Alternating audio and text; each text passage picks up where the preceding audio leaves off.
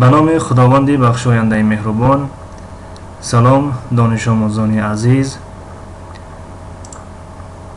درس 23 است از سلسله درس های عربی برای نوآموزان.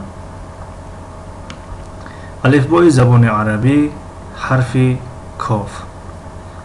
کأسون، کأسون، کأسون، جام، استکان.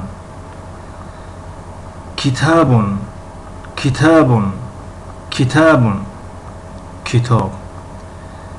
کتاب به زبان تاجیکی نیز کتاب می شود. در زبان تاجیکی و در دیگر زبان ها مثال زبان ترکی نیز از زبان عربی گرفته شده است. همین کلمه در زبان ترکی نیز کتاب، کتاب، کتاب میگویند. کرسیون، کرسیون، کرسیون. این کلمه نیز در زبان تاجیکی ترجمهش کرسی می شود که اصلی کلمه کرسی یعنی همون کرسی زبان عربی است و فکر میکنم که از زبان عربی گرفته شده است.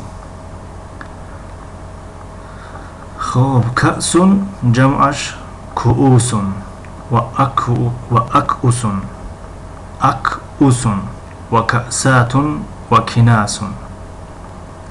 کأسون جمعش کؤوسون، اکؤسون، کأساتون و کناسون، کناسون.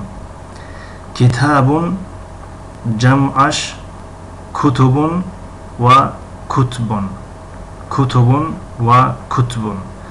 بسیارتر این طرز جمع استفاده میشه یعنی کتب، کتبون، کتبون. کرسیون جمعش کراسیون، کراسین، کراسیون، کراسین. خوب این بود درس 23. تا درس های نوبتی خدا نگهداری یکایکی شما باد.